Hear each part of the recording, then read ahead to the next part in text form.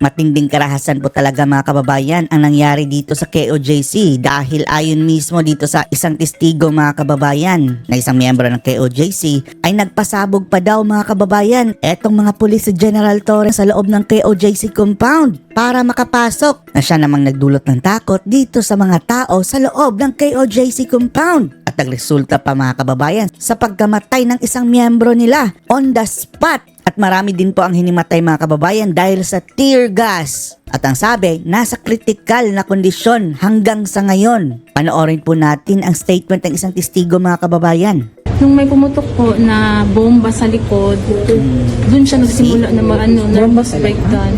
Pumutok talaga daw mga kababayan ha. Bomba po talaga, yumanig yung lupa. Andun mismo ako sa harap ng Yumanig ang lupa. Yung nasirang pader, dun po sila nagbomba. Tapos sinira. Sa transpo po. Tapos dun sinira nila talaga ang yung scene. O yun. Yung pader natin. Opo. Sino yung namatay?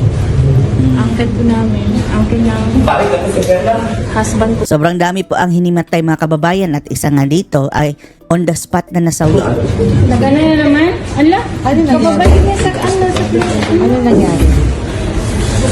ano po, ninatake siya, hindi siya makahinga. Tapos ang sabi po na, may mga pulis naman na lumalapit na. Sabi ko, sir, kahit man lang medic niyo, sir, tulungan niyo kami. Yun nga po.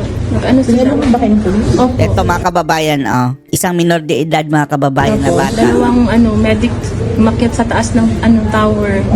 Doon ni-revive nila. Sabi nila, wala na daw pulso.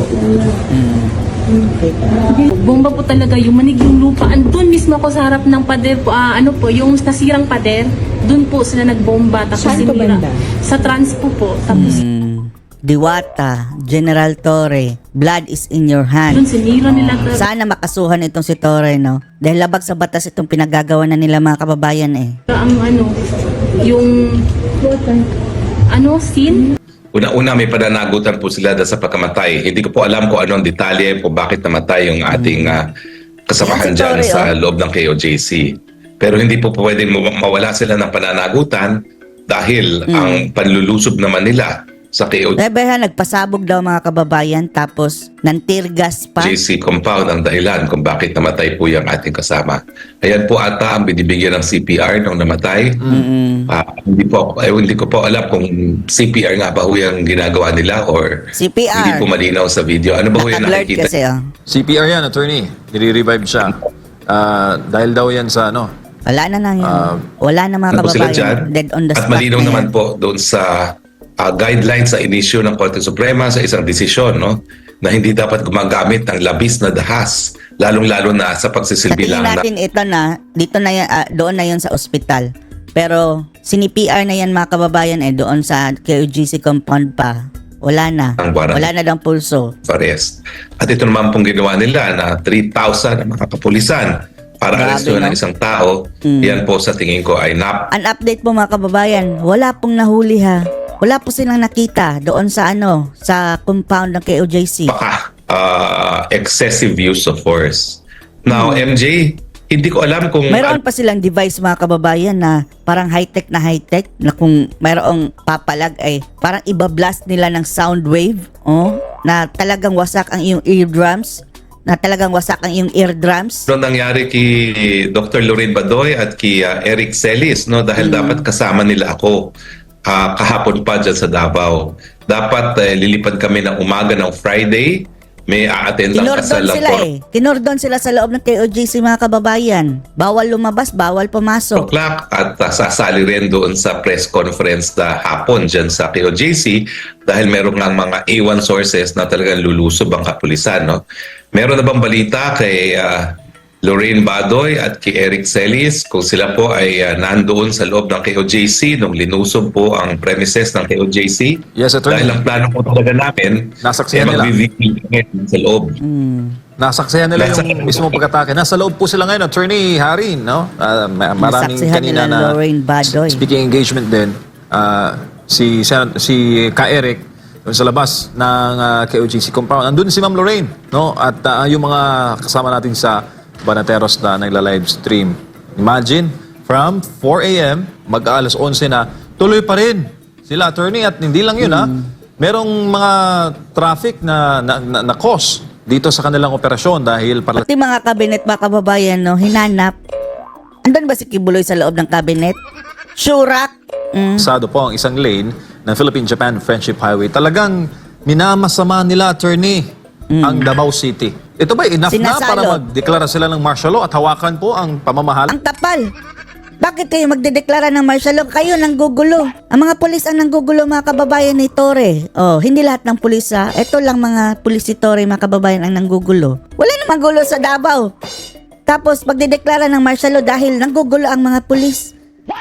Parang ginisa sa sariling mantika ang taga Davao mga kababayan. Lang syudad? Hindi ko po isasantabi ang possibility na yan dahil meron po, dahil alam nyo naman, nasa dugo ng mga Marcos magdeklara ng martial law. Nasa dugo ng mga Pero ang mga diktador. nangyayari, martial law na rin po, miski hindi pa nadedeklara. Mas Tignan niyo po malala yan, pa sa martial law. binaliwala Mas malala pa to sa martial law dahil walang deklarasyon ng martial law eh. Nilalabag na ang batas. na nila ang rules of court. Ang mensahe nila ng linusob Ang sabi ni Diwata mga kababayan, General Torre, wala kaming pakialam. Oh, gagawin namin ang gusto namin gawin. nila na ganitong karaming Magreklamo kayo, bahala kayo sa buhay nyo. tao, yan ang sabi nakapulisan, ni Diwata. at nang inoccupy nila ang KOJC, wala kaming pakialam doon sa tinatawag niyong rules of court. Basta kami, gagawa kami ng sarili naming rules at ipapatupad natin yan.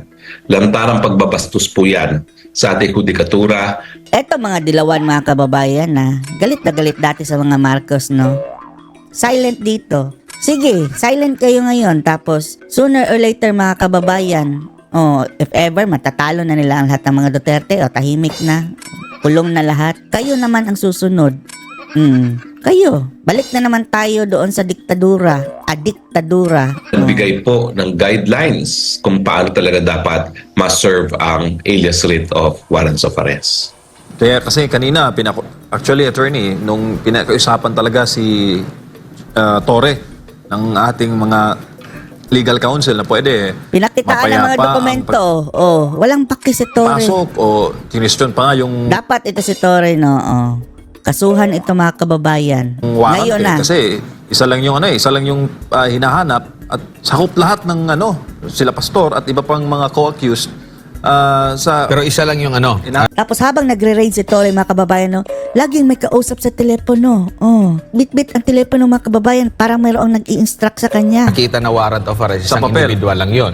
Hindi pinakita yung iba pang mga subject attorney. At maliban dyan, ang question din ni Attorney Israelito Torion, nakalagay kasi doon, Pasig City. Tapos, elsewhere. So, nag-insist si na itong elsewhere ito ay hindi yung parang specific. Dapat kasi specific, di ba? Sa Pasig ang address mga kababayan at elsewhere. Tapos, ang sabi nito si Diwata, may elsewhere eh. So kahit saan daw mga kababayan dito sa Pilipinas, pwede na lang halughugin. Kahit pa'y bahay ninyo mga kababayan. Elsewhere eh. Yan ang pagkaintindi ni Diwata mga kababayan na bugok na si Torre. Na ang ibig sabihin naman ng elsewhere, kung makita mo, elsewhere. Pero kung hindi mo nakita, wala kang karapatang pumasok kahit saan. Dahil kung ganun mga kababayan, kahit pa'y bahay ninyo, pwede nilang pasukin. Dahil elsewhere na daw kahit wala silang talaga, search warrant. Yun lang, warrant of arrest lang mga kababayan. Dahil may elsewhere, yan ang kanilang reason mga kababayan. Na lugar kung magsiserve man ng warrant, may specific na lugar doon. Ang nakalagay kasi doon sa mismong alias warrant, ang malinaw lang doon ay Pasig City. Tapos, elsewhere na. So yung elsewhere na yun, ginamit nila dito sa compound. Bakit hindi nakalathala ng specific yung mismong address ng compound, attorney, at doon lang umasa sa elsewhere? Or, ang tama bang interpretation ay kung makita man siya kahit saan, Yan, makita kahit saan. Dahil kung elsewhere, kahit anong bahay mga kababayan, kahit kaninong bahay pwede nilang pasukin. pwede siyang arestuhin. Well, ang alias writ po talaga ay kung saan siya mahahanap. Ibig sabihin, kahit saan siya mahahanap, po pwede siyang hulihin. O kung makita. Pero wala silang karapatan mga kababayan pumasok na kahit sa ang private property. Pero hindi nga po ito legal na basihan para magkaroon ng outright invasion ng private invasion. property. Lalong-lalo na kung ito po yung pag-aari ng simbahan dahil nga po naaantala o nape-prevent yung paggamit ng mga religious premises para sa pagsamba na siya ay krimen din. Dahil meron po tayong penalty sa ating revised penal code doon sa mga manggugulo na religious ceremonies. No? Alam naman natin na kada oras ay may oras ng pagdadasal dyan sa KOJC compound, no? Na hindi ngayon po pwedeng mangyari dahil inoccupy na nga po ng mga kapulisan. Pero ulitin ko po, yung pag-occupy nila, yung pagtayo nila ng isang struktura na parang tinake over na nila yung property, wala pong basihan dyan. See?